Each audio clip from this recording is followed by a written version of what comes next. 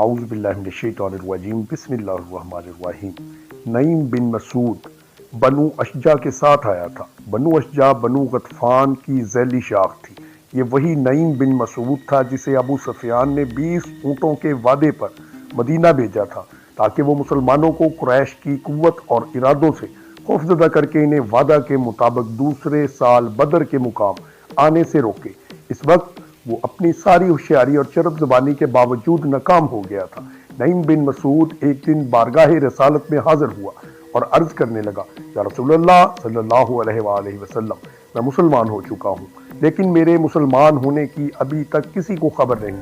آپ صلی اللہ علیہ وآلہ وسلم جو چاہے حکم فرمائیں، میں اس کی اطاعت کے لیے تیار ہوں۔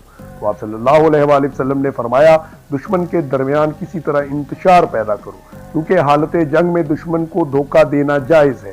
نعیم بن مسعود کے بنو قریظہ اور بنو غطفان کے ساتھ بہت ہی اچھے تعلقات تھے۔ پہلے وہ بنو قریظہ کے پاس گیا اور انہیں سمجھایا کہ تم مدینے میں آباد ہو، تمہاری یہاں جائیداد، مال، مویشی، بیوی، بچے سب کچھ ہے، تمہیں یہاں ہی رہنا ہے۔ تم نے مسلمانوں سے معاہدہ توڑ کر بلا وجہ دشمنی مول لی ہے، جبکہ قریش مکہ اور دیگر قبائل تو باہر سے صرف لڑنے کے لیے آئے ہیں۔ جنگ کے بعد وہ واپس چلے جائیں گے اور تمہیں مسلمانوں کے رحم و کرم پر تنہا چھوڑ دیں گے۔ میرا مشورہ ہے کہ تم قریش مکہ اور بنو غطفان کے پاس جاؤ اور ان سے کہہ دو کہ وہ اپنے چند آدمی بطور ضمانت تمہیں دے دیں، تاکہ تمہیں یقین و اطمینان ہو سکے کہ وہ جنگ کے بعد تمہیں بے یار و مددگار چھوڑ کر نہیں جائیں گے۔ نعیم کی باتوں سے بنو قریظہ بہت متاثر ہوئے اور کہنے لگے، تم نے بہت ہی اچھا مشورہ دیا ہے۔ پھر نعیم بنو غطفان اور قریش کے سرداروں کے پاس گیا اور کہنے لگا کہ میرے اور تمہارے تعلقات بہت اچھے اور خوشگوار ہیں، ہم ایک دوسرے کے بہت ہی خیرخواہ دوست ہیں۔ مجھے ایک خبر ملی ہے کہ میں تمہیں اس سے آگاہ کرنا چاہتا ہوں تاکہ تمہیں کوئی نقصان نہ پہنچ سکے، لیکن شرط یہ ہے کہ تم اس راز کو افشا نہ کرنا۔ انہوں نے رازداری کے وعدے کے ساتھ پوچھا، بھائی جلدی بتاؤ کیا خبر ہے؟ نعیم نے بتایا کہ سب لوگ جانتے ہیں کہ بنو قریظہ کا مسلمانوں کے ساتھ معاہدہ تھا جو انہوں نے توڑ ڈالا ہے اور جنگ میں تمہارا ساتھ دینے کا فیصلہ کیا ہے، لیکن اب وہ پچھتا رہے ہیں اور معاہدہ کو تازہ کرنے اور مسلمانوں سے دوبارہ دوستی قائم کرنے کی کوشش کر رہے ہیں۔ خیال ہے کہ جنگ کے بعد آپ لوگ انہیں مسلمانوں کے رحم و کرم پر چھوڑ جائیں گے اور مسلمان ان سے ضرور انتقام لیں گے، اس لیے انہوں نے رسول اللہ صلی اللہ علیہ وآلہ وسلم سے کہا ہے، ہم قریش اور بنی غطفان کے کچھ لوگ آپ کی خدمت میں پیش کریں گے، آپ انہیں قتل کر دیجیے گا، اس طرح ان کے حوصلے پست ہو جائیں گے اور ہم مل کے ان پہ حملہ کریں گے اور بآسانی ان پہ غالب آ جائیں گے۔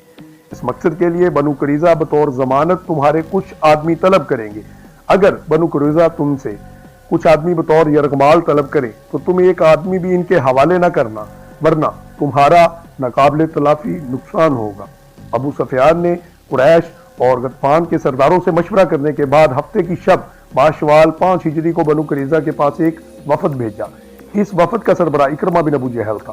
انہوں نے بنو قریظہ سے کہا کہ ہمارا محاصرہ طول پکڑ چکا ہے، ہم پردیسی ہیں، اس وجہ سے یہاں قیام و طعام کا زیادہ دیر تک مناسب انتظام نہیں کر سکتے، ہمارے اونٹ اور گھوڑے ہلاک ہو رہے ہیں، ہم فیصلے کے لیے زیادہ دیر انتظار نہیں کر سکتے، ہم مسلمانوں پر فیصلہ کن حملہ کرنا چاہتے ہیں، تم کل صبح ہمارے ساتھ مل کر ان سے جنگ کرو۔ ہم نے صبح مسلمانوں پر سامنے سے حملہ کرنے کا فیصلہ کیا اور تم ان پر پیچھے سے حملہ کرو گے۔ اس خبر سے بنو قریظہ کو نعیم کی باتوں کا یقین ہو گیا اور انہوں نے یہ کہہ کے فیصلہ ماننے سے انکار کر دیا کہ کل ہمارا یوم سبت ہے، ہفتہ کے روز ہم کوئی کام نہیں کرتے، اس لیے ہفتہ کے روز ہم لڑائی نہیں کریں گے۔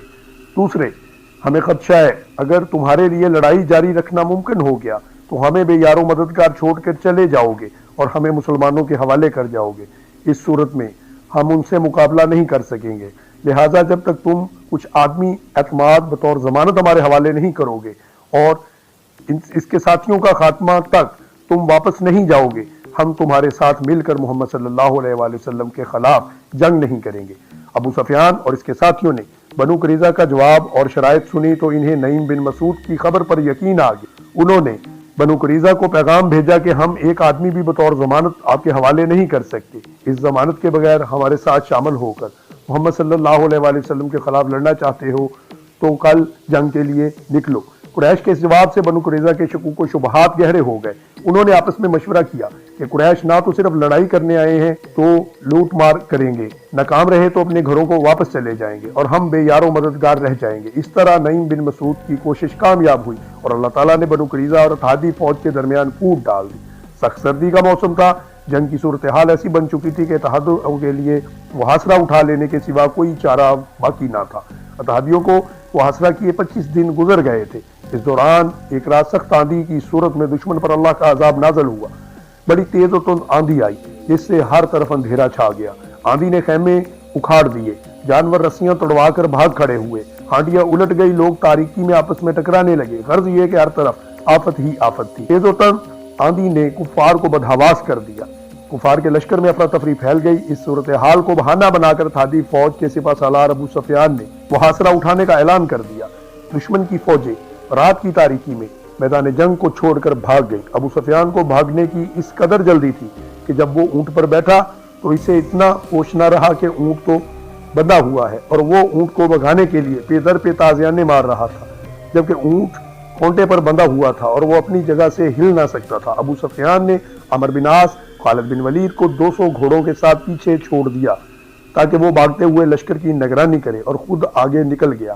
کفار کا یہ لشکر جو بڑی شان و شوکت سے مدینہ منورہ پر چڑھائی کرنے اور اسلام کو مٹانے کے لیے آیا تھا، آج 25 دن کے بعد سر پر پاؤں رکھ کر رات کی تاریکی میں مکہ معظمہ کی طرف بھاگا جا رہا تھا۔ آج اللہ تعالیٰ کی تدبیر کے سامنے ابو سفیان کی ایک بھی چال نہ چل کامیاب ہو سکی تھی۔ قرآن مجید میں اس واقعے کے متعلق ارشاد الہی ہے، اے ایمان والو، اللہ تعالیٰ نے جو احسان تم پر کیا اسے یاد کرو، جبکہ تمہارے مقابلے میں فوجوں پر فوجیں آئیں، پھر ہم نے ان پر تیز آندھی اور ایسے لشکر بھیجے جنہیں تم دیکھ نہیں سکتے تھے، اور جو کچھ تم کرتے ہو اللہ تعالیٰ اس سب کو دیکھتا ہے۔ کفار تقریباً 1 ماہ مدینے کا محاصرہ کرنے کے بعد آج ناکام و نامراد غصے سے بھرے ہوئے واپس بھاگ رہے تھے۔ ارشاد الہی ہے، اور اللہ تعالیٰ نے کافروں کو غصے سے بھرے ہوئے نامراد لوٹا دیا، انہوں نے کوئی فائدہ نہیں پایا، اور اس جنگ میں اللہ تعالیٰ خود ہی مومنوں کو کافی ہو گیا، اور اللہ تعالیٰ بڑی قوتوں والا ہے اور غالب ہے۔ کفار رات کی تاریکی میں میدان جنگ چھوڑ کر فرار ہو گئے۔ صبح ہوئی تو میدان جنگ صاف تھا۔ صبح اللہ کے رسول صلی اللہ علیہ وآلہ وسلم اور مسلمانوں نے اللہ تعالیٰ کا شکر ادا کیا، اور حضور نبی اکرم صلی اللہ علیہ وآلہ وسلم نے ارشاد فرمایا کہ اب ہم ان پر حملہ کیا کریں گے اور وہ ہم پر کبھی بھی حملہ نہیں کر سکیں۔ غزوہ خندق جان و مال کی بجائے اصحابی جنگ زیادہ ثابت ہوئی، لیکن تاریخ اسلام کی یہ ایک اہم اور فیصلہ کن جنگ، اس کی وجہ سے مشرکین کے حوصلے پست ہو گئے اور انہیں پھر کبھی دوبارہ مسلمانوں پر حملہ آور ہونے کی جرأت نہ ہو سکی۔ دوستو، اگر آپ کو ہماری یہ ویڈیو پسند آئی ہو، ہماری ویڈیو کو لائک کریں، ہمارے چینل ورسٹائل ٹی وی کو سبسکرائب کریں اور بیل آئیکن کو بھی دبا دیں تاکہ ہماری ہر نئی آنے والی تاریخی ویڈیو کا نوٹیفیکیشن آپ کو موصول ہوتا رہے۔